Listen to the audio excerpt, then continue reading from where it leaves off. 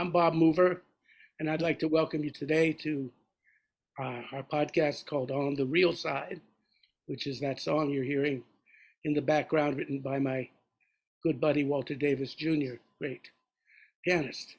And speaking of great pianists, we're honored today to have a wonderful piano player and all around musician and a hell of a guy, my friend Mike Wolff. Michael Wolff is with us today. Hi, Mike.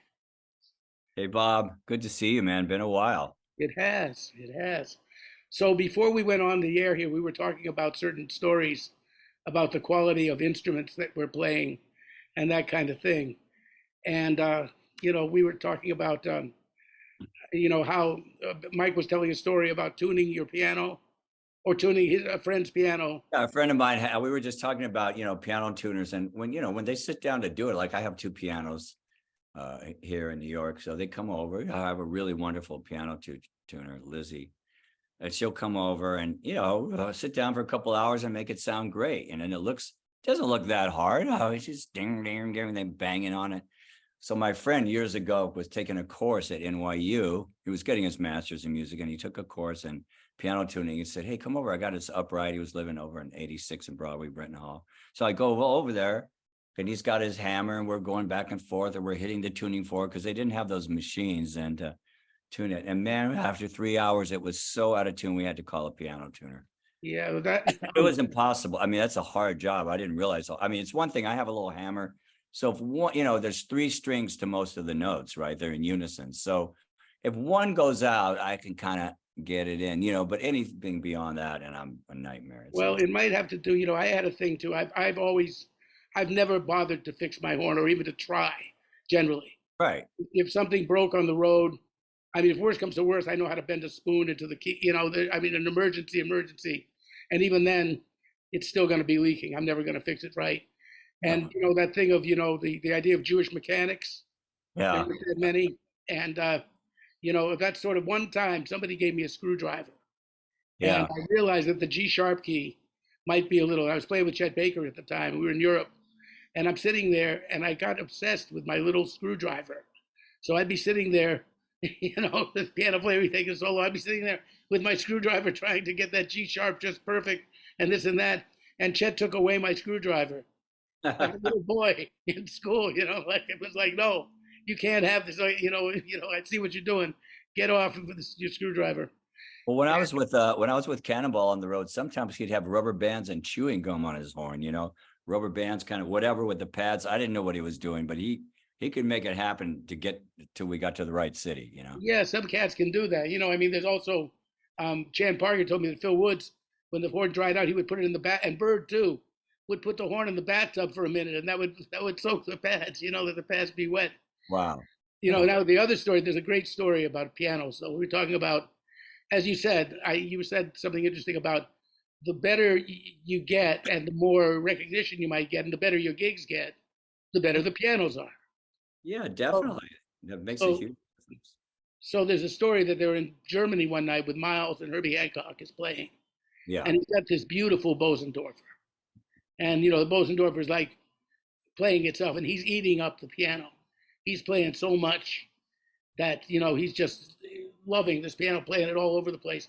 And Miles whispers something in his ear. And they get off the bandstand, and Herbie stops. And then I think it was Ron Carter says to Herbie, "By the way, what did Miles tell you?" And he said, "It's only my funny Valentine." That's fun. And so you have that kind of thing. And as I was telling you, this may become a two-part presentation with the two of us here. As I started, Mike has written a wonderful. Here, I'll give you a little plug with this. A wonderful book, which is called On That Note, and a memoir of jazz, tics, and survival. So if you're wondering what tics are, we'll explore that as well. It's on Amazon. It's on Amazon. You can find it on Amazon. Hardback, paperback, Kindle, and I just finished the audio version, so it'll be on Audible in a month or two. Oh, that's beautiful. And I had read it, I got it a couple of weeks, well, about a month ago, I guess it came, and I read the whole book. And in the course of preparing for our talk today, I started rereading it and making sure I had certain facts right. And I figured I'd take a few notes, as I commonly do with these podcasts. Yeah. And here is what I came up with. I came up with 5.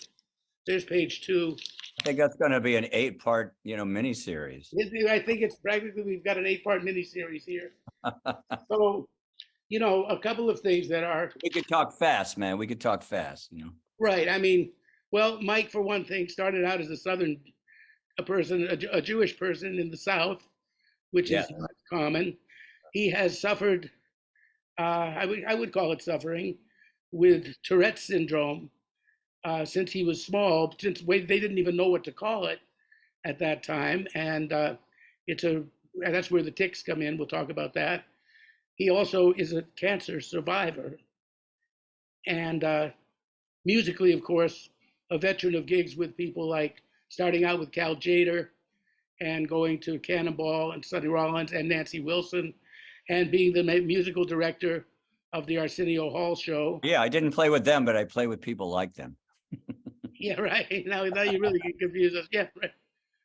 There's that old joke. Somebody says, "Hey, there's a session, man, and Miles is going to be there." Miles Davis? No, Miles Goldberg. It's a really good tenor player. Oh, and Bud's going to be there. Well, it can't be Bud. What Bud? Yeah, Bud Jones, very good drummer. And then Mike Wolff, and then Wolff is going to be there. Mike Wolff, yeah. This friend of mine said, "Yeah, Mover's going to be there." Oh, Bob Mover, yeah. Claudio Roditi used to pull that one. But so Mike was born. I guess you were born in California or something, right? I was born on an Air Force base during the Korean War, in Southern California. And until I was 6 months old, and then that ended, and we moved to New Orleans. Oh. And your father was very interesting. He, I guess he played a little piano. He played by ear. Yeah, he was a horn player. He grew up with Brew Moore in Mississippi, in Indianola, Mississippi, man. Oh. He knew Brew. He knew Brew. I knew Brew. Yeah. When I was 16, he used to play at the half note. He'd come back from Europe, and I would sit in with him. He was very gracious. Yeah. To me, and he was a Mississippi guy. So yeah, my dad grew up in Indianola, Mississippi, surrounded by guys like B.B. King and Albert King, Muddy Waters, and he heard all that music. They were all from Indianola. Those 3 guys, those blues guys who I later on met and played with, B.B. And so he grew up with that music, really. He loved Count Basie would come through, and he'd go hear him as a kid. He'd sneak in. And so he grew up with that music. He had perfect pitch, and he, besides playing horns, as he got older, he just started playing more on the piano, though he always had some kind of recorder or clarinet or flute or something around, just always messing around on it, Didn't know how to read music. He just could do it, And you've got his image there where he I have the image of him smoking a cigarette and dancing around the house. Yeah. And, there's a thing that he said, I think, and he started out as an internist and then became a psychiatrist, psychotherapist. Psychiatrist. Now in Wikipedia, it says that he treated Elvis Presley. So I imagine. He treated Elvis's mom and aunt, but Elvis came and paid him in cash. I see. And I said, "Well, how was Elvis?" He goes, "Nice young man." Nice, he was a nice young man. Right. And he said something. You get a glimpse of his wisdom in here, in your book on page 16, when he talked about he was into different things. And he said, at one point, Dad got into Antonio Carlos Jobim, put on that bossa nova music and dance all over the house. And he says this. He once explained to me the relationship between listening to his patients and listening to jazz. He said, when people listen to a big band, They always listen to the trumpets and the saxes, he said. I like to listen to the bass and the drums. The real driving force of a band is the rhythm section. That's how I listen to people too. They tell me all kinds of stuff, but I listen to what's underneath what they're saying because on the surface, they're telling me the same lies they tell themselves. Pretty hip, right? Pretty hip, yeah. So I get a feeling of That was always my approach to music. Because of him, I would always listen.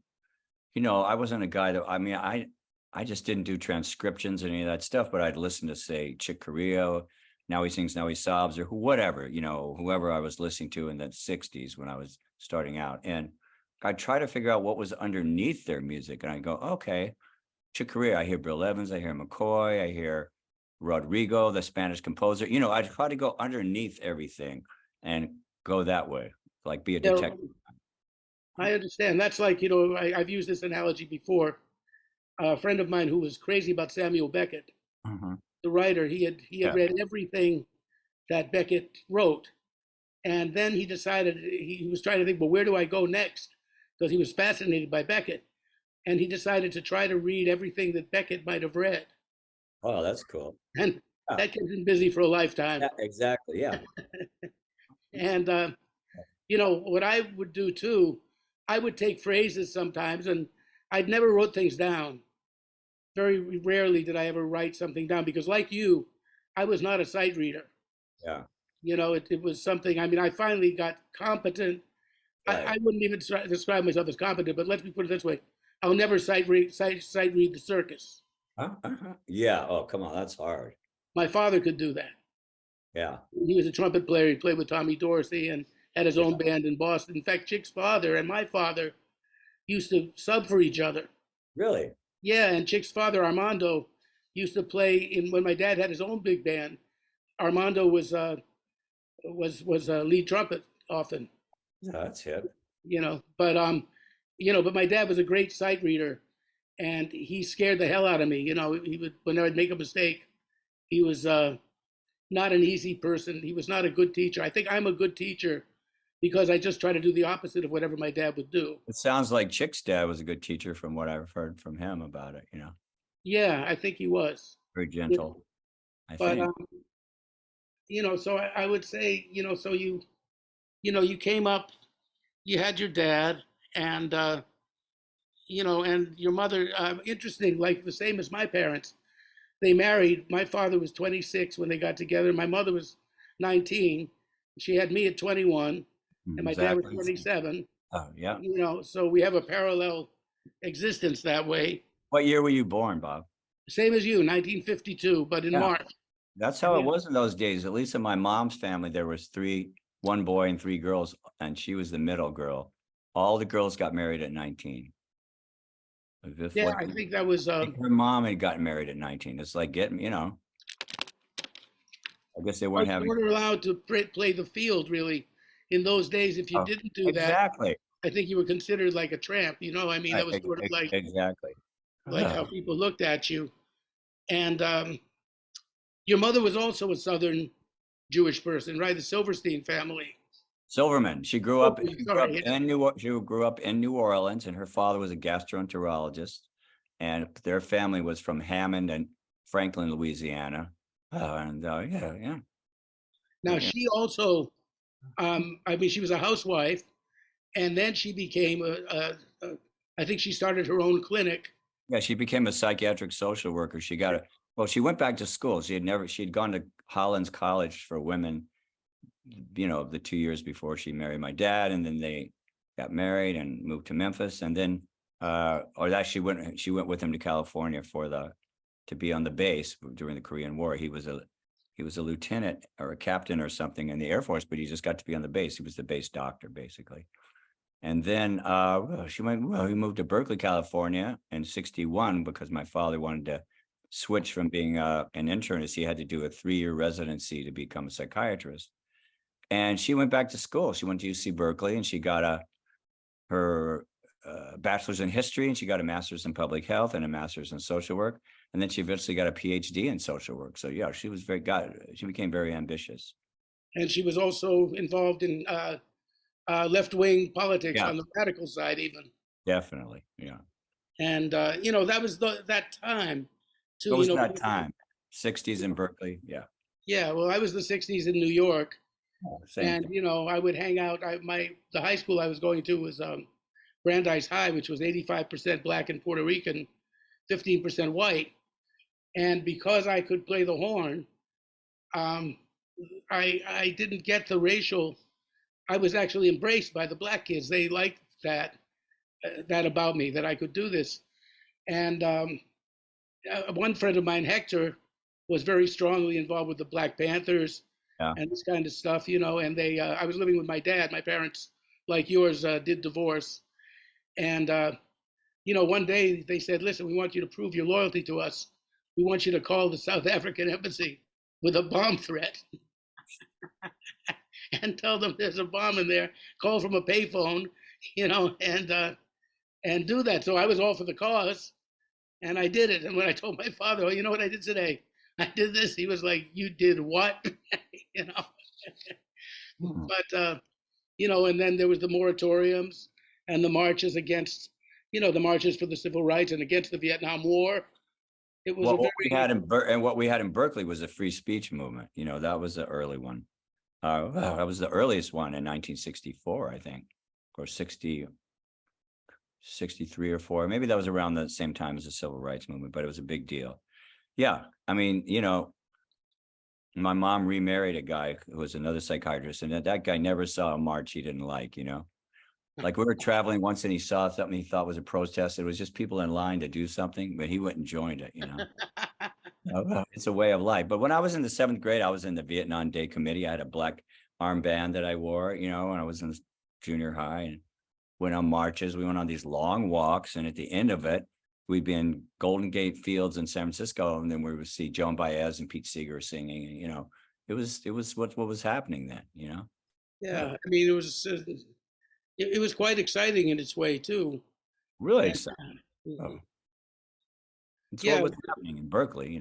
I mean, when I moved to Berkeley at 61, it was like Mayberry or something. Leave It to Beaver. It was really regular, and just you could go out all day, just be home by dark. My parents didn't care. Skateboard. I was a skateboarder. I just skateboard all day long, man. Had a little skateboard club with my friends, and you could just sneak through people's backyards. It was, throw stuff on cars. All the stuff that kids do.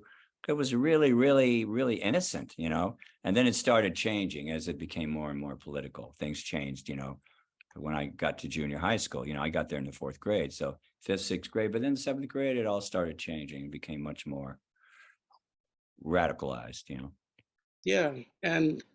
But you had your early years in Memphis, I believe, were Right. your first years, and then, well, and you would spend your summers in Mississippi with Oh. relatives as well, right? Well, yeah, I'd spend between New Orleans and I'd go visit my grandparents that lived in Indianola, Mississippi. Man, that is the Delta. And then my uncles Sidney, Solly, and Muchie lived in Leland, Mississippi, which is Indianola was a population 6,000. I think Leland was smaller, and I go visit them. But we'd walk around on the Sundays. And, they were Jewish, but they weren't religious, right? There was a temple in Greenville, which was a bit of a drive. So we just walk around and hear all that gospel music, stand outside the churches, man. Oh man, that's beautiful. And I'm sure that influenced you. It did. Well, it was a real dichotomy because my family, except for my dad and my mom, they were super racist, because they were Jews who would come over, and they were I think I tried to figure it out. Why were they so racist? I mean, first of all the white people were, but I think they were glad not to be on the bottom of the totem pole, but they were just racist, man. It was just the way it was, and I saw stuff that made me sick, and I was a little kid and I didn't really understand it. Like my uncles would, they would sell to black people and black people would come in, but they kind of fuck with them, tease them a little bit. I mean, and I just thought, well, what's going on here? Because, it wasn't quite like that, where in my little bubble of my parents, Yeah, it happened in the North too, like my family, my grandfather had a mattress factory right in in the black neighborhood in Boston. And in my when he died, my father and my uncle kind of turned it into it became a furniture store, Yeah. and they were sometimes robbed, not in person. Usually, it was at night. Right. People would break in, Yeah. but they were selling exclusively to black people, just about. And unfortunately, I found out what they were doing. They would talk about the Schwarzes, which always bothered me. That whole thing, and they also were ripping people off. It was that kind of furniture thing, where you pay a layaway plan, and and I couldn't believe that my father and my uncle were these people, because I'm involved with the radical politics, and I'm involved with the cats that are into the Black Panthers and jazz and hanging out with mostly black people too by this point. And I don't want to say what my family is doing. So it was a very It's a I dichotomy understand that. because I mean, I loved my family, some of my favorite people. I grown up with them. They were so sweet to me and blah, blah, blah. And then you see this social system, this way it was set up. It wasn't considered bad to be prejudiced or any of that. It was like, oh, it's normal. Yeah, it's just the way it is, man. Yeah, well, it was also before, right before this is the integration, the the Civil Rights Act Oh, was, right. like, I remember when I moved to Florida from Massachusetts. I was 11, 12 years old, and we went to Jefferson Department Store, and I had to go to the bathroom. So I went to look for the bathroom, and I saw, for the first time, I'd never seen anything that said men, women, and colored. There were 3 bathrooms. And I was amazed. I said to my father and mother, I said, hey, that's weird. There's not a colored men and women even. You know what I mean? It's Yeah, amazing right. to have that, but it doesn't even say men and women colored. I mean, and that was the first exposure I had to that. You That's know, what my mom's dad was a gastroenterologist and he had an office and he had a white waiting room and a colored waiting room, black people waiting room. And I asked him once, what's up with that? I was a kid. hmm He said, well, that's the way it is. He says, but you know what?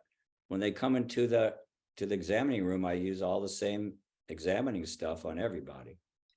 So it's kind of weird. that's true. There's Uh, another story you tell in the book that I like a lot. When you first started gigging, one of the people you met was a great New Orleans saxophone player, because you would go down to New Orleans, and Earl, yeah. your grandmother Sadie, lived down there, and she was a rather racist person as well. But you were playing with Earl Turbington, Right. big black saxophone player. Why don't you tell us that story? It's a Oh, beautiful. Earl and I became really close. His brother, Willie T, was a producer. So I met these guys at Werline's music store. I went there to practice the piano when I was really young, maybe junior high, starting, ninth or 10th grade. I don't know. And through them, they turned me on to this guy, Willie T, who was, African-American guy. And he produced a lot of records. I played on so many records. I don't know what they were, rock and roll, whatever. I just go in, they kind of have a chart. I wouldn't see the artist. I just play piano parts. And you were a teenager at this point. Yeah, I was a teenager. And I Right. met his brother, Earl Turbington, the African cowboy. That was his nickname. It was I've seen pictures of him. He has like a 10-gallon hat and yeah, a saxophone. the greatest saxophonist. So we became, as I got a little older, maybe my late teens or whatever, we became very close or whatever. I was visiting my aunt, Nita, and my grandparents, my grandmother, whatever. I'd go and hang with him, or he'd get us a gig. He goes, you come into town, okay, let's play here, let's play there, let's go to the fights, let's go to the game, let's go to the Saints game, let's do this, let's do that. Huh, We were just bad buddies, we were like, how it is when you're on the road, I would have friends in all these different cities, you know what I mean? It was always fun. So and of course he was a great musician. So one day he comes over to pick me up, in my house. And now my grandmother has had a brain tumor. She's really old, in her 80s. Well, it was a benign tumor, but it changed her behavior. It changed her. So she was at my aunt's house, and she was in a wheelchair. And he came to pick me up because I didn't have a car there one afternoon, and they were all in the living room playing cards or whatever. I don't think my grandmother could even play cards, but so he comes in, and And I suddenly realized they had never had a Black person come to their house in a social way, only people that worked for them. But I didn't really say anything. I had just told her, oh, yeah, I love my grandmother. So he comes in, I introduced him to my aunt. It's polite. I introduced him to my grandmother, Sadie. He gets down on his knee because she's on a wheelchair, and he grabs her hand and kisses her hand and says, Miss Sadie, I've heard so much about you. Mike loves you so much. And my name's Earl. I'm just so happy to meet you. And he gives her a little kiss on the cheek, and we get up and we walk out of there. And I'm thinking, oh, motherfucker, what's going, Well, I don't say anything. We go and have our night. We're hanging all late. I get up the next day around noon, and I go in there, and I'm just thinking, I wonder if they're going to say anything. And my grandmother goes, "Where's Earl? Where's Earl?" Because I realized it took her a brain tumor to get over that racism, man. Wow. She was always asking me, "Where's Earl? Where's Earl?" Wow, I hadn't thought of it that way. Yeah. Yeah, I don't think you mentioned the brain tumor, so Oh. I read over that part. That's a funny thing that she, But that that she. shows you, man. That just shows you, people are people, and he's somehow not worrying about it or whatever. However he behaved, it worked out great. Wow. Now, I wanted to get onto the subject of your Tourette's.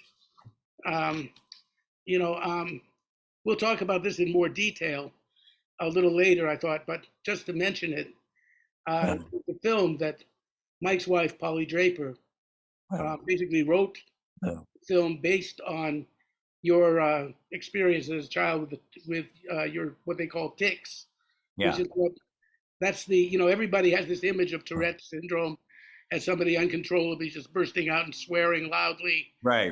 this kind of And thing. that's about 10% of Touretters. We Touretters do that. Right, but it's also just sometimes a person just has a tick Yeah, or a. you see people with twitch. I mean, I have a ton of twitches, and I make noises.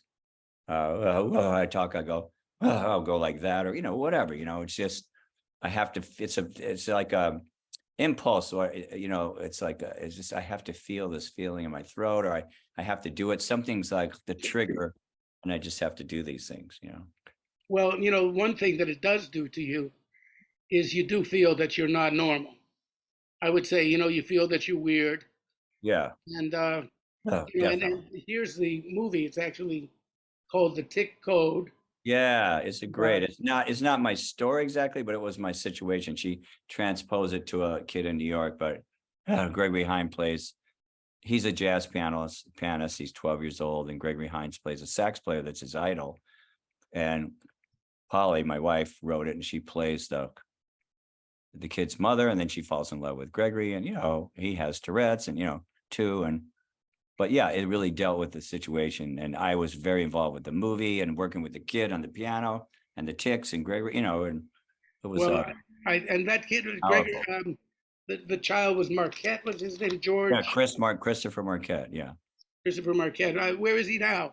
What's he's still around. He's got a little kid. He's a great guy. We're still really close. He lives in L.A. He's acting all the time. He's acting and stuff. That's great because he was very good.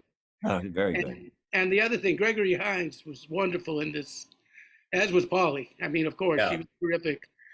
And one thing that impressed me about the movie too was how realistic is, and I think it's got to go to our friend Alex Foster, who is a very very close friend of Mike Wolff. In fact, named one of his children after Alex and everything. And Alex and I go back a long time. Did a tour together once, and I knew him when he was with Jocko because Jocko and I were buddies and everything. But to get to what it was, it's the best I've ever seen an actor pretend to play the saxophone. You forgot that he really couldn't play it. Alex must have done the most wonderful job of coaching Gregory to be realistic. There were none of these puffing cheeks and Yeah. He watched Alex for sure. And you know what? Gregory was a great musician and a great ear, and he always wanted to play sax. So that's why he did the role, So he was on the fence about the role, so I bought him a Selmer dinner, and I met him at the what was it? It was the bar, at the Plaza Hotel, that bar. And when we were just going to meet and talk about the movie, and I just handed him, here's your horn, man. It's sealed the deal. It costs like $2,500. It was a really good summer. Mark 6 or whatever. So anyway, Alex did work with him, but a few times, and Alex did, he played all the real saxophone stuff, but I mean, Gregory worked on it, man. He worked on it. And when he would play, he could play a little noise because we would have the music going. So he was blowing, and he was so good that there would be times when we would have some, he'd have to walk over here, over there while the music's going. And remember, there's one time when we're doing it, and it's supposed to be in the Vanguard. We're actually used another place, but we use the outside of the Vanguard. And so we had to cut maybe 4 bars or 8 bars or something. So he just came back and listened to it once, and we had Pro Tools on the set, and we went, I got it. Did it perfect. He knew he just knew it. He was a real genius at that. That's beautiful. Yeah, that was he was very realistic, and also it was a beautiful story. I thought all the musicians were great. I've had a lot of people say, those musicians act like real jazz musicians, not some fake kind of thing. They were real guys, most of them. Jazz. Well, they did. You had Dick Burke for one thing. Dick Burke and John B. Williams. I can't remember the piano player's name. He was a really good piano player. Yeah. So they just probably get him the lines, and it was due because Dick was a funny guy. So we used some of the lines he had used in real life. I remembered his lines, But yeah, it was great. It was really great. Yeah, Chet Baker used to talk about Dick Burke. He would say to me that he was one drummer, because Chet was very particular. Yeah. Drummers, and basically didn't like a lot of them. But he would always say Dick Burke could play quietly and intensely and never lose the intensity. Oh, that's true. And he said it was so weird because he was such a big guy that you'd expect him to play like a freight train. Oh, but he was very delicate, He was very delicate. Dash too, but I played with him. I started playing with when I was 20 with Cal Tjader, and I played with him till he died. We made lots of recordings together, and he always could just if he needed him to play hip hop, he'd figure that out. Whatever. But he just had a touch on the cymbal, and it wasn't weak or like a West Coasty or anything, because he was an East Coast guy. Even though he grew up in San Francisco, but he really was a great drummer. Yeah, he was. So when you became a musician, actually, when you were probably about 15. I mean, you were always playing the piano since you were about 9 years old, right? Since I was about 4 years old. Yeah, even that early. And I remember it was interesting. You and I had some other parallel experiences growing up. The love of West Side Story. Oh man, I saw that. The same age you saw, right? I was in the 4th grade. And I had that red record. Oh yeah. Or was on that red cover, remember? And with that ladder or whatever it was. With a black ladder. Escape, yeah, or whatever. Oh yeah, when I saw that movie, man, I do write a whole thing about it. I didn't really know what I was getting into, what I was going to see. But my friend we were in the 4th grade, I think, or 5th grade, and he had an older brother. So my parents really didn't think it was appropriate. But I said, come on, can I just go? All right, you can go, And the older brother took us, and man, we walked out of there, man, flying. We were so excited, Yeah, I mean, that was and like you formed a little gang. It was a few of your skateboarding friends. And I formed a little gang with my friends too. We weren't as imaginative as name-wise. We just called ourselves the Jets. Yeah. And but what we would do, my friend Harold and I, who was my best friend as a young man, or a boy, I mean, we'd be having fake knife fights and rumbles around the house and knocking down lamps and shoving each other around the living room. And we found, what we did, we found a hill, because Berkeley was just the University of California campus was our playground. Nobody hassled us. Every weekend we skateboarded there, we hung out, we'd go grab a snack, you just sneak around the buildings. It was magic. And so there was a street near there called LeConte Street, and there was a hill, and I don't even know if I put this in the book, but it was those really tall weeds, and we built like a little fort, and that was our clubhouse. Yeah, we were into it, man. And right across the street was this monkey named Junior this lady owned this monkey. Yeah, And that's a great story. so he'd go by the monkey, and he was in a cage, and she let us play with him, and we get him going crazy. And what? We had so much fun, man.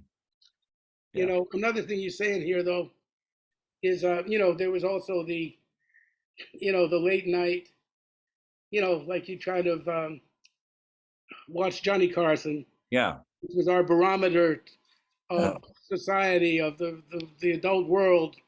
I mean, later I would like to we talk about comics, but you'd see people like Woody Allen, Bill Cosby, who were brand new at the time. Alan King. That was one Alan of them. King, Oh, yeah. Saw them all. I even Mort Saul, Oh, wow. Yeah. My and dad took me to see Mort Saul at the Hungry Eye in San Francisco when I was about 12 or 13 years old. Because you could be under 21 and go there. Oh, yeah. I mean, it was he loved comedians, So we saw Alan King, we saw Mort Saul, and he always took me to live stuff. So when I was really little, I saw Ella Fitzgerald and Oscar Peterson on the same bill, and stuff like that. I went to musicals. Oh, yeah, my parents took me to hear because they said I would always listen. They could bring me to hear music, and I would just shut up and listen to it. It was like I was all of a sudden grown up, and I don't know why, but from a very early age. One of my early memories, they took me to a club called Blindstrup's, I think it was called, in Boston, to hear Ella Fitzgerald. And I was disappointed because I thought we were going to a circus to see Elephant Gerald. that's what my sister said. The Elephant Gerald, the exact same thing. Really? Yeah, we saw it was Oscar Peterson and Ella Fitzgerald. My sister was really young, through 4 or 5 or whatever. And it's so funny. I'm going to tell her that. And so we see Oscar Peterson, and then there's an intermission, and we see Ella, and she's amazing. We start to leave, and my sister started crying. My dad said, "What's wrong?" He said, "I wanted to see the Elephant Gerald." The exact same thing. Exactly the same story. How many sisters? You had 2 sisters, right? Younger sister, yeah. And that's funny. You say something in here too about discovering jazz. Like you had the Jazz Bo Collins show on the radio. Yeah, Jazz Bo Collins in San Francisco, and with me in Florida, it was Alan Rock, who Yeah. later became Bozo the Clown Oh, really? in Orlando. But Alan was very hip and introduced me to Ira Sullivan when I was 13. Wow. And I just started to play the saxophone, and that changed my life. And Alan would come on. It was so cool. We were living in a kind of a home for kids for a while. My childhood was very weird. And all of our childhoods were weird if you look at it. It's like Rodney Dangerfield, Joe Ansis, Rodney Dangerfield's friend and frequent roommate, once said, "The only normal people are the people you don't know well." Yeah, So right, exactly. I think that was a good one. But when you say, we were getting back to your Tourette's. So making you, and I was a fat kid. So in a certain way, there's a certain way of feeling a bit of an outcast, maybe a little shy with girls, and though I think we both got over that one. But there was that feeling, and so when you started to play, I think you put it beautifully here in your book. You said we white students supported the Black Panthers. We were against the cops, which we called the pigs at the time. And being a musician was cool. I wasn't innately cool as a person, but I found that music helped me be cool. I got some respect from various types of people. I was into jazz, and I identified with the Black people in the jazz scene in the Bay Area. I played well enough that I was allowed to sit in with some of the best players, and eventually I started getting hired for gigs. Politics and art were deeply connected in my world. I felt my music was radical and an expression of rebellion and freedom from the square world. I also discovered that my tics weren't keeping me out of this counterculture. It was more accepting of differences. You could be a junkie or an alcoholic or an ex-con or even a white Jewish guy with Tourette's. And if you could play, if you were rebellious, if you had some radical opinions, you were accepted. And Oh, man. I think that's beautiful the way you put it, because that's kind of what it was like. There was a home we found. Counterculture. Definitely, it was a home, man. I was so happy to find these people, even though they had a lot of issues or whatever, but they weren't trying to mold me well, maybe they were trying to mold me into some hipness or whatever, but it felt right to me to be in that group of people. Yeah, with those people. And I loved the nightlife. I loved it. I loved going out at night and staying up all night. I always felt better at night. Oh, I still do, you know. Me too. Yeah, and I don't stay up as late, but I always loved it, you know. well, I even stay up later, but that's that's I don't know why. I just want to do that. Now you were playing, Oh, San Francisco. I mean, I know you went to New Orleans in the summer, and that's where you played your first gigs yeah. with Earl and Willie T and all that stuff. But then, really, where you flowered, I think, and it's funny because we also have that parallel of having been, you might call us proteges. I mean, prodigies, not proteges. Well, we're proteges of people too, but being uncommonly dedicated and kind of knowing what we wanted at that age, and so I think we would have, been. You know what? For me, it was more than knowing what I wanted. It was knowing that I had to have it and I was going to have it or die trying. You know, I don't know if I thought it in those terms, but I needed to do it. First of all, playing the piano cooled out my tics. It made me feel better.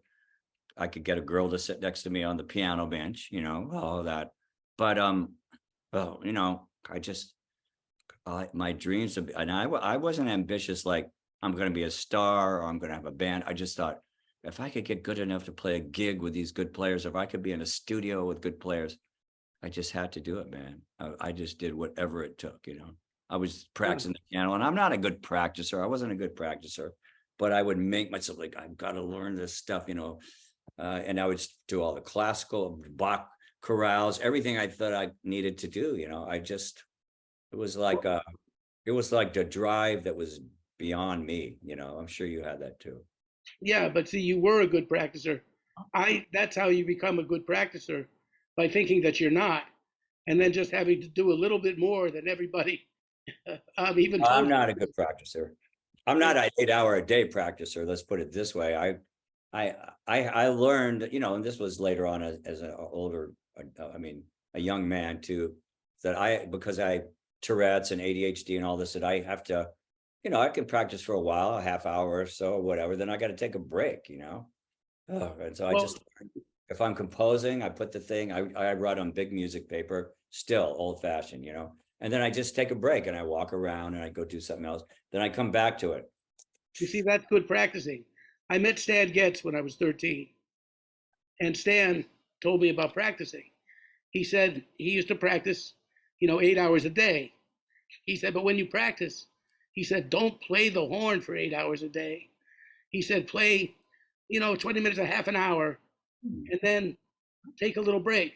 Sit down at the piano for a minute, or just sit and stare out the window. He said, let what you're playing have a period of gestation. Let it. Put it. And that's intelligent practicing. If you just sit there and you go axe to grind all the time, you might not get what you're looking for. So that was an interesting point. And that Stan even said that surprised me, because I figured this is a guy who probably just played all the time. Of course he played all the time, and he taught me about practicing in your head. He said, practice without your instrument. Just imagine it and feel where it would be, you know. So you were So, lucky being in New York when you were 13, I guess, or wherever, because you met all these guys, really great guys. well, I was in New York when I was 16, Right. and then I was, I got to sit in with Roy Eldridge and Zoot Sims, and my teacher was Richie Kamuka, who would bring me to these things. Like, he would bring me to the Merv Griffith show, where it was incredible. We'd have our lessons in the dressing room of the Merv Griffith show, and while you're playing, there's somebody staring at you, and it's Jim Hall or Bob Brookmeyer or somebody in the band just watching Richie give me a lesson. And, that was kind of, and plus, talking about comedy, which I want to get into with you, I'd see all the people that would come on the show. I mean, Moms Mabley, Oh, yeah. Jackie Vernon, all these wonderful comedians would be there. Stanley Myron Handelman. Oh, I mean, oh, you remember Stanley Myron Handelman? oh. I mean, Jackie Vernon, these people would be on the Griffin show. But I mean, the thing was that when I was a kid in Miami, that's where I started to play. and Ira Sullivan was my mentor. He would, Oh, right. and Did the you study musicians with him? around, the Castellano twins, Tony and Dolph, twin Did you pianists. study? Did you study with Ira? Well, Ira didn't officially teach, but in those days, it's the same way I studied with Sonny, with Rollins. Like it wasn't teaching, but it was practicing together, Right. just a couple of times, but mostly talking with Ira. He'd let me sit in. Maybe the last set, I'd play a couple of tunes, and then he'd let me sit in a little bit more until I was playing a good portion of the gig with him. And with Sonny, a lot of it was over the telephone. Right. Yeah. Just talking about, I mean, music, and even I'd play for him over the phone and something, and he might play back. But it was more of a mentoring thing in those days. Also, I had no money, so there was no question. But I did play. My dad found a way to pay Richie Kamuka for some lessons, and that was a very valuable thing. And Al Cohn, I took a few arranging lessons with Al. So those are the only two people I ever remember paying. No, I talked with a guy recently who's a really good musician about our age, and he studied for 7 years with Lenny Tristano, and he's fantastic. And we were just during pandemic, we'd always liked each other, and we were kind of Facebook friends, but we did a Zoom hang. I said, I got to ask you something about, what was going on. Then he goes, oh, don't pay me, man. We're just going to hang out, So he's saying, well, look, what did you do, man? Did you study with Barry Harris or this or that? I go, man, I didn't study with anybody. Got some teachers in high school, and then I just came here. I didn't even think you could study with a famous piano player. I just thought I got to figure it out myself, that's the way to go, but Lenny, you had to pay. Yeah. Lenny was, I knew Lee Konitz, quite well. I made my first record with Lee Konitz. Oh. That was a mentoring situation. Yeah, I heard it was a great teacher, though, what he told me. This guy plays Dave Frank. He's such a good piano player. Do you know him? Oh, I know who he is. Sure, he's terrific. And then he was a great teacher. You had to do everything. You had to go his way. He had a method, I think. He did, but his method was very loose. And he also, one thing he could do, like Lee said, he'd find what you were strong at and help you get stronger with that. Like, for instance, Warren Marsh played good piano and was very harmonically, like what Lee described as wiggy. He said Warren was a wiggy guy, and Lenny was a wiggy guy. Lee said he wasn't so wiggy. Yeah. He was more trying to get the feeling and about melody. So Lenny worked with Lee on exactly becoming more melodic, where he worked on intricate harmony with Warren. And he could give you, which I think is an interesting thing about teaching, that you can't be dogmatic in your teaching methods. This is how I teach. That can work. Barry Harris sort of did that. He taught everybody sort of the same way and the same thing. And it worked. That worked too. But I myself found I like to teach to find out like being a psychiatrist, a therapist. You find out. That's what I feel in my teaching at NYU is it always takes me early on the semester. I'm getting to know these guys, and I go, I don't even like these guys. And then I get into them and I see where they're at and where I can affect them, and because I can do what I do. I'm a kind of an artist, and I know a lot of stuff, but I'm not academically trained. Like I didn't go to Berkeley or something like that. So I really enjoy it though, because you find a way in with almost every student. I think that depends on, you've got certain things that you want to show them, but then you're open to kind of what do they. Well, I got to see what they need. They're all at different levels, and it's interesting. I've talked with Sonny Rollins too, and I started teaching at college level. I said, Sonny, tell me if I'm wrong, but it seems like by 18 or 19 or 20, if you can't play, that's it. I don't see how you're really going to get the feeling. He goes, yeah, man, you can either play or you can't. And obviously, I've heard people really get good later on. But like West. There are what Bill Evans called late bloomers. Oh, yeah. He described himself as a late bloomer, but Ira said Bill wasn't accurate. Ira said he remembered Bill when he was in his Navy suit or whatever he was in, and he would come and sit in with him in Chicago, and he was just a young man. It was maybe 8 years before he even was going to make his first record, and Ira said he was a bitch then. I bet, yeah. You can't imagine Bill as ever not being, Right.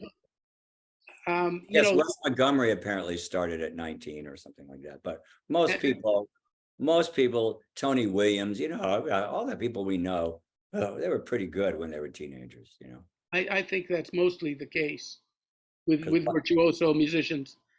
You know, when I met Jackie Byard, I went and sat in with him at the Village Gate, and I've told this story before, but I like the story. I said I'm a friend of Vince Maggio, who's a teacher and piano player around Miami, and he said, "Hey, if you go to New York, look up Jackie Byard because we used to be roommates, and he's great. You'll learn so much. He's the best." And I had barely heard of him, because he wasn't really a popular, I heard he was a great teacher, though. But amazing anyway, teacher, but I didn't really study with him either yeah. because it was another mentor.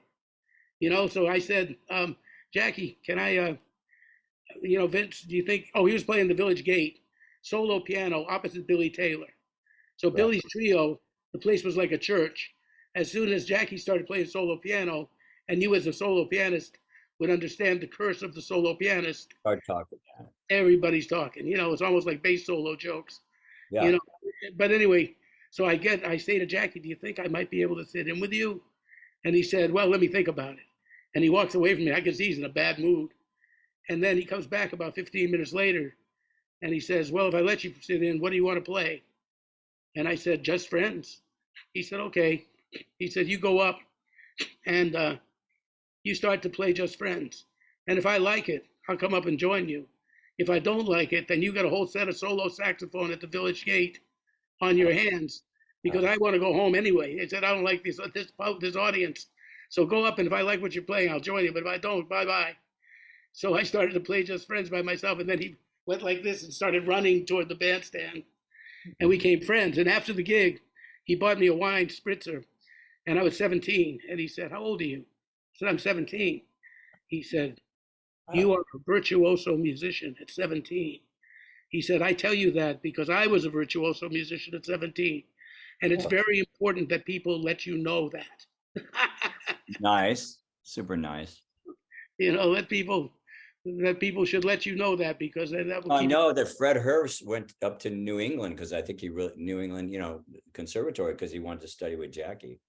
Oh, I mean, apparently he was a great teacher. Yeah, well, I I used lived to hear him at Bradley's and all those places. He's a great player. Yeah. yeah, he was amazing.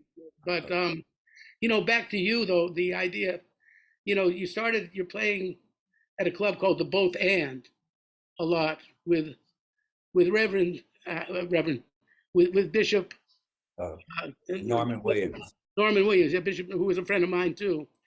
He would seek me out when he came to New York, and beautiful person. Yeah, and he started the Church of John Coltrane. Oh, I didn't know he started that. Yeah. Yeah, he told me that was something that he started. He said mainly, it did have a spiritual quality. He said, but if you have a church, you don't pay taxes. Yeah. So, but now you met people, you started to hang out with cats like, well, two bass players, for example. Well, John Hurd, who I just thought was a wonderful. Yeah, that was when I joined Cal Tjader's band That's when you met John Hurd. But you knew Ray Drummond first, right? Ray Drummond I knew when I was 17, yeah. And a lot, yeah. yeah, have you talked to him? Not a couple of years ago when his wife passed, I called him, but I heard he's kind of retired. But he was really a mentor to me. He turned me on to the Contemporary Harmony book by Ludmila Ulela. It was a fantastic book it was classical and, modern 20th century, but it really related the way she talked about harmony to the way we play, jazz. So when I went to New York, I studied privately with her composition. It was great. She was great. Oh, you studied with her? She was in New York. She taught at Manhattan School of Music. Oh. And when did you actually come to New York to? Well, I went on the road with Cal Tjader, and I got in the gig when I was 19. I turned 20. I went on the road with him for 2 years. It was great. That was John Hurd and Dick Burke. That was the rhythm section. So that's how I really learned to play on the bandstand. I mean, I could play, but this was like they were pushing me. Come on, they really were. They were burning all the time, and it was Latin and jazz. Latin jazz. So I like that story you say about just that little thing that Cal Tjader told you to breathe. Yeah, breathe. Because I would play all the time under everything. I just wanted to play. You go, hey, breathe, man, good. It was good advice still to any musician, because you know, on the piano, you're like a typewriter. You don't need to breathe. At least like you, Bob, or any sax player or trumpet or whatever, you got to take a breath at least for a phrase. So with the piano, you can just play all night without stopping. And so That's true. that idea. And I've experienced that. Yeah. Sometimes, you know. So anyway, that was great. And then a lot of people sat in and called tunes I didn't know. I mean, a lot of famous musicians would sit in. And so with Cal, what I learned how to do was I listened to the bass player and I could hear the roots. And then by the second chorus, I was starting to figure out the tune, you know, so I learned to really get good immediately listening, you know, and doing it. So it was a great experience. And then after that, I got into Airto's band. I moved to New York after that, 74. I was 22. I think I was 22, 21. Yeah, 22 years old. 1974. And I always wanted to go to New York, and I got this gig with Airto Moreira and Flora Purim. So I moved there, and I lived with Barry Finnerty, the guitar player. We had a Barry, well, yeah, we had an apartment on 76 between Broadway and West End. The apartment we paid, it was $330 a month, $165 each. You know, we each had our own room. I had an upright piano in my room, and it was great. Well, you know, always sessions, cats coming in. We had, you know, we had an ear training club. We'd do Modus Novus. You remember that book? And it was all the new intervals, and I mean, whatever. We just do ear training all the time for fun. With me, it was the Hindemith. There was an elementary training for musicians. We would do that. We would sight read that. Yeah. Sing well, it. This is where guys would play it. You got to write it out. I was never that good at it, but that's what we would do. And it was great, man. You know, just cats coming and going. And, you know, Victor Lewis stayed with us at our house. You know, the reason I got with Cannonball is that Roy McCurdy was there once, and he told me, he said, yeah, Hal Galper's leaving. And I went, oh, I got to get a hold of Cannonball, you know. But it was a great scene, you know. So and that's how you met Cannonball? Was that through Roy? No, I met Cannonball when I was in the Bay Area, because I had a piano teacher named Bill Bell, who's a really good jazz pianist in the Bay Area. But he ran the Alameda Junior College music department, or the jazz thing. Anyway, he had the big band, and I played with the big band, even though I was going to UC Berkeley, studying classical music. You know, there was no jazz, so I was studying classical music, and I wanted to play jazz. You know, so I was a ringer in this band, and he said, you know, we're going to have a concert, and we're going to have a guest star, Cannonball Adderley. So he told Cannon all about me. So Cannonball came and he said, well, I've heard about Mike Wolff and blah, blah, blah. So we hit it off. We played together, and I was like, oh, shit. You know, and he was digging me. So he gave me his number. We just kind of left it at that. I hadn't really talked to him. And then, you know, I go on the road with Cal for 2 years. I played with Airto for a year. And then I hear about Cannonball, and I called that number. And I said, do you remember me? I'm the pianist that left a message. This is Mike Wolff, blah, blah, blah. He called me right back, said, yeah, you want to be in the band? And he had heard me play with Cal Tjader.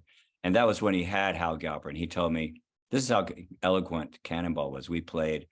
I played with Cal at Concerts by the Sea, which was a really great club in LA, Redondo Beach. Heard of that, yeah. And that where Errol Garner made his famous. No, Concerts by the Sea, that was at the Monterey Jazz Festival, but that was where they got the name for the club. You know, it was so he's there, and I go, I got to play a trio tune, man. I'm going to play, you know, Herbie Hancock, Riot or something. Tickberg goes, you know, you played a lot of up tunes with Cal. Play that Ron Carter beautiful tune, Little Waltz, that you play. Play pretty. So I play that. And we play the, you know, rest of the set, and I go talk to him, and he goes, yeah, you know, I would love for my band to have the opportunity to play with you.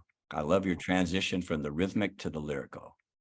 So it's beautiful. So then that, you know, it was like that, but he didn't have an opening then. But when he had an opening, I called him, and he called me right back. Said, okay, here's the gig, Yellow Springs, Ohio. Oh. Who was the cat, one more time, who said to play Little Waltz? Dick Burke. That was Dick Burke. There he is again. Being my fairy godfather, you know, very smart guy, very hip. There's a lot of funny stories about Cannonball, which I you kind of paint a portrait of him, which I didn't know that much about him. I heard him play, and I went to hear him. I heard him once about 4 nights in a row in Cincinnati when I was living there for 6 months as a 15-year-old. And I don't know if I ever practiced more than hearing him night to night, because Oh, even though he wasn't someone who like influenced me in the sense of wanting to play like him, there are people that that inspire you. Clifford Jordan used to say yeah. that. He would say there are people that influence you in the sense that you want to play like that, and then there are people that don't really influence you, but they inspire you. Well, that's a good way to put it. So for me, that was what Cannonball, uh, you know, meant. But he sounds like I mean, he had a great sense of humor, and Oh, what a great guy. I loved him. He was so nice to me. It was just the right time to meet him. I had done enough professional work, but all my life I'd had two idols, Miles and Cannon. So I knew a lot of Cannon's music, and I always wanted to play with him. And I tell a story in the book that when I was 16 in high school, I went with my high school girlfriend, Michelle, and we went to the Greek Theater in Berkeley for the Berkeley Jazz Festival. And we heard a million people play. And then Cannonball came on with Joe Zawinul, and that whole band with Walter Booker and Roy McCurdy and Nat Adderley. And they play, and I just whispered to my girlfriend, God, if only I could play with that band. And she said, you will, Mike, one day you will. So then when I was 22, I came back to the Greek Theater playing with Cannonball. And I was so happy. And at the end of the set, I run backstage. I go, Cannonball, if only I could get back with Michelle. and he said, he said, you're on your own with that motherfucker. I love that. Yeah. You're on your But, own. And I gave you the gig. Now it's up to you. That's beautiful.